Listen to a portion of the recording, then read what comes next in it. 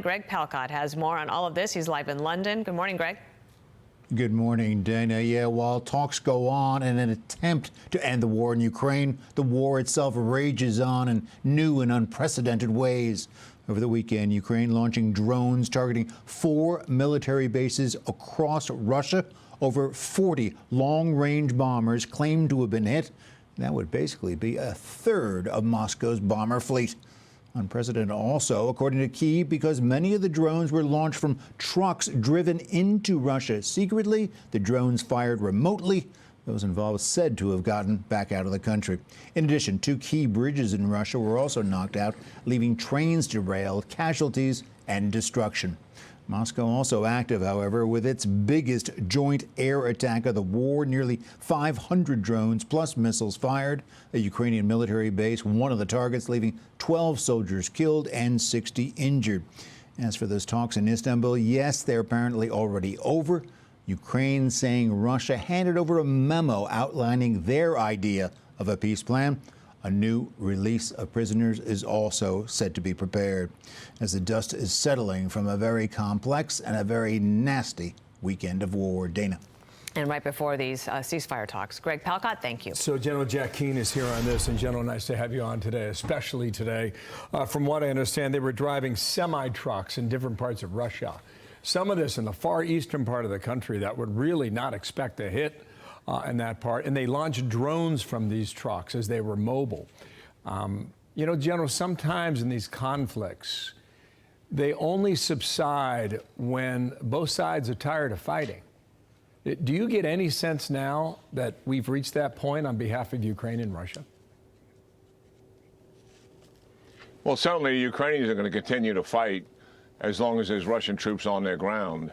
Even if the United States and Europe pulled away and eventually Russia would topple Ukraine, the Ukrainians will continue to fight. They'll fight them as long as Russian troops are there. And that's just the reality of it. Russia is not giving up the fight because they believe they can win.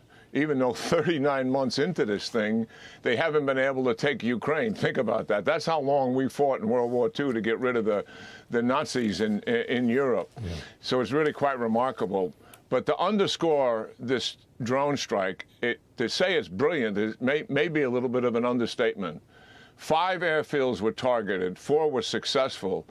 2 of those airfields, one was in Siberia to the east, and another one was actually close to China. 3 of them were in the western part of Russia, one really quite north, close to the Arctic. All of them were targeting bombers that are used either in the strikes against civilians and also against ground troops in Ukraine, and they deliver conventional bombs or air-launched cruise missiles. Some of the ones in the east, we can't verify whether they've been used in Ukraine or not, but they certainly would be used to replace the damaged bombers that are in the west and much closer to Ukraine.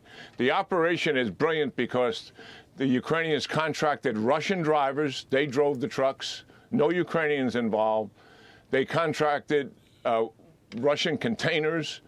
They assembled those Russian containers inside of Russia. We can't verify that they were using actually Russian component parts to do that assembly, and there were Russian trucks involved in all of that. There were no Ukrainians involved in the operation on the ground once the trucks left the area where they were assembled. And they pulled into an off-ramp like not as full as a truck stop, but a place that we see truckers stop. And obviously that was a designated location. It was close to the airfields, and it was from there that the drones were launched remotely from those vehicles. A remarkable operation. It kind of reminds me of what the Israelis did with the Hezbollah leadership and the explosive devices that happen on it. General, let me ask you this. It's really quite remarkable. Yeah. Some people point to game-changing moments in times of conflict. Do you think this is one of them?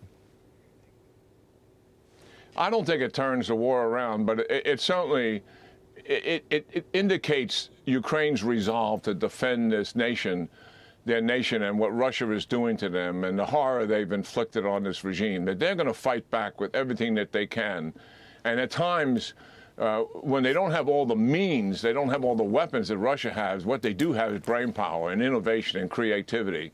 And they took actually kind of low technology copter drones that you see all over the place in the United States that youngsters are playing with themselves to deliver such a vital blow to bombers that are inflicting so many casualties on the Ukrainians. Truly remarkable. Yeah, we'll see how Putin reacts next. General, thank you so much. Great to have you on. Jack Keane, thanks. Yeah, have a great week. You too. Hey everyone, I'm Emily Campagno. Catch me and my co-hosts Harris Faulkner and Kaylee McEnany on Outnumbered every weekday at 12 p.m. Eastern, or set your DVR. Also, don't forget to subscribe to the Fox News YouTube page for daily highlights.